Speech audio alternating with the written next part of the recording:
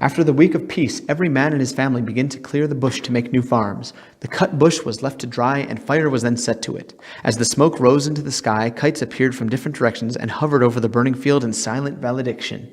The rainy season was approaching when they would go away until the dry season returned. Okonkwo spent the next few days preparing his seed yams. He looked at each yam carefully to see whether it was good for sowing. Sometimes he decided that a yam was too big to be sown as one seed, and he split it deftly along its length with his sharp knife.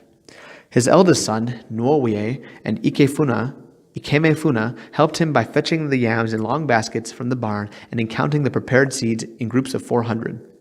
Sometimes Okonkwo gave them a few yams each to prepare, but he always found fault with their effort, and he said so with much threatening.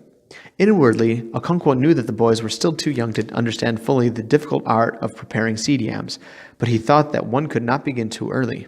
Yams stood for manliness, and one who could feed his family on yams from one harvest to another was a very great man indeed. Okonkwo wanted his son to be a great farmer and a great man. Some days later, when the land had been moistened by 2 or 3 heavy rains, Okonkwo and his family went to the farm with baskets of seed yams, their hoes and machetes, and the planting began. They made single mounds of earth in straight lines all over the field and sowed the yams in them. Yam, the king of crops, was a very exacting king. For 3 or 4 moons, it demanded hard work and constant attention from cockcrow till the chickens went back to roost. The young tendrils were protected from earth heat with rings of sisal leaves, and rains became heavier.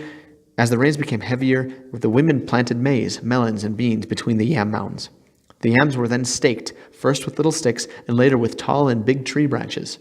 The women weeded the farm 3 times at definite periods in the life of the yams, neither too early nor late.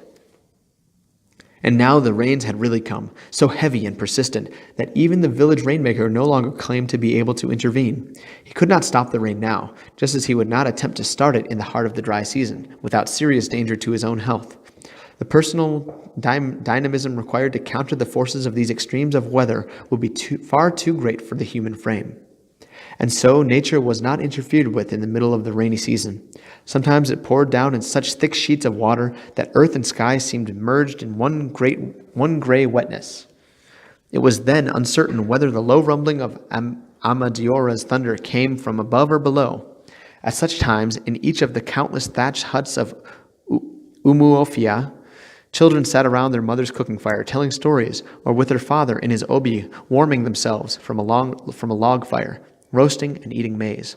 It was a brief resting period between the exacting and arduous planting season and the equally exacting but light-hearted month of harvests.